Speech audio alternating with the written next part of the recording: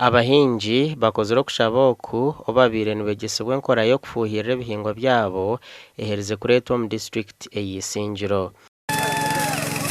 Rebwe ngo burizoba no hindura ahantura.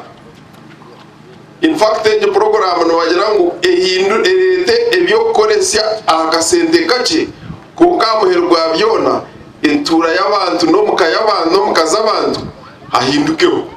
Bita abahingi nibajya no barafuhirira entoke bakeza ky'ebitookye neyongera kubahenda enteje. Hata abahingi aba nibajya kubakorera enguuto no kubombekyera ikorero ry'ebitookye nkiza kubakorera na mnonga okugoborera omwoga gwabo ogw'okuhinga entookye.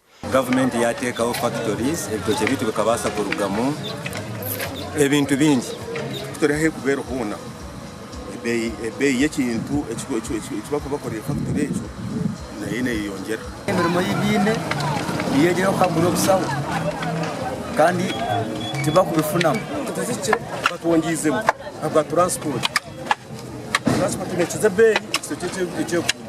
Abebembezi ba district bahamiza abahingi ko batabyame kureka kureba ngo enshonga egi yakorwaho. Ebitookye twata adingireho value twabatongireho obuguzi aha bitookye kino bukirize kutembaje tukabaje ahubwo twatwine factory ikakorera ebitookye aho muri Isingiro hat production yakorwa ba adingaho value bikiriya bitakagira mu transport y'amani njima isango muhingi no kushanga nahingira amazima kandi natunga munane sente umwanya gwa industry paka president akagutereza square meters 3 kilometers 3 kandi zituru kutekateka ngo hato muri mo gutusigize na president ogunamushabere no gukureba ngo twaronda investors abakuza kutukorera value addition bakatekera factory y'ebitookye kandi bakagaruka bakotoretera abandi aba investors abakubasa kugira ikindi cyo bayongeraho.